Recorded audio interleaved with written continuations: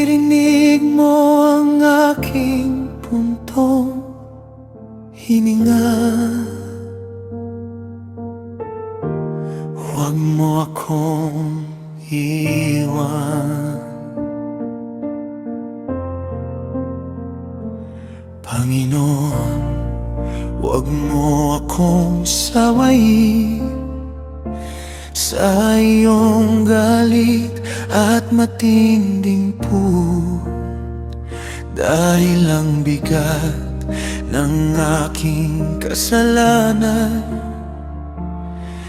ay higit sa kaya kong dalhin. Ang aking mga sugat ay hindi gumagaling dahil sa aking kamangmangan. Ako'y nakayuko sa bigat ng sakit, at buong araw akong nagluluksa. Alam mo ang laman ng aking puso, walang buntong hiningang nakatago sa iyo. Nauubos ang aking lakas, ngunit hindi ako lalayo sa iyo. Huwag mo akong iwan, Panginoon. Huwag kang lumayo sa akin kapag wala na akong lakas. Ikaw pa rin ang aking tatawagin. Huwag mo akong iwan, Panginoon. Naririnig mo ang aking daing, magmadali kang tulungan ako. Ikaw ang aking tagapagligtas.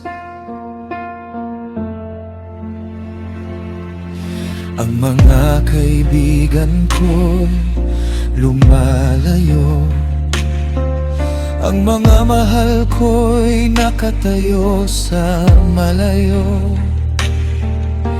at ang mga kumakalaban sa akin ay naghihintay sa aking pagbagsak. Ngunit pinili kong manahimik. Hindi ako gaganti sa kanilang salita, para akong hindi nakakarinig, at hindi ko bubuksan ang aking bibig.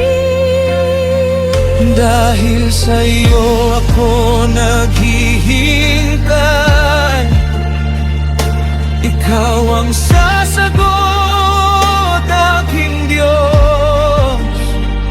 Kahit masakit ang bawat sandali, ikaw pa rin ang aking pag-asa. Huwag mo akong iwan, Panginoon. Huwag kang lumayo sa akin kapag wala na akong lakas. Ikaw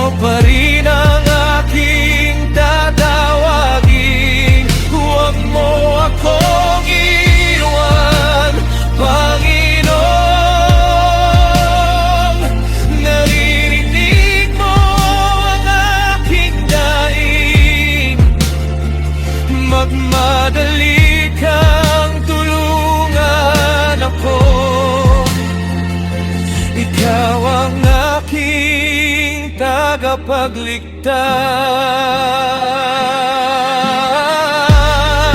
Aminin ko ang aking kasalanan,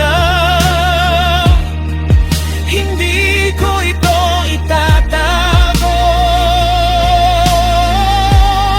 Alam mo ang aking puso, alam mo ang aking kahinaan. Hindi ako lalapit dahil karapat-dapat ako. Lalapit ako dahil kailangan kita.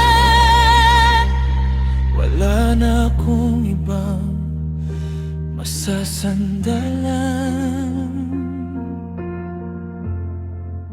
ikaw lamang, Panginoon. Huwag kang lumayo sa akin, sa gitna ng aking kahinaan. Hawakan mo ang aking kamay, huwag mo akong iwan, Panginoon. Ikaw ang aking pag-asa, kapag ang puso ko'y halos sumuko. Ikaw ang aking kaligtasan. Magmadali kang tulungan ako, ikaw ang aking tagapagligtas.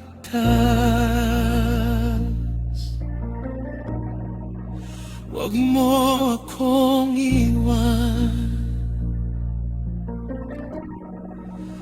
huwag kang lumayo. Naririnig mo ang aking daing, Panginoon ko.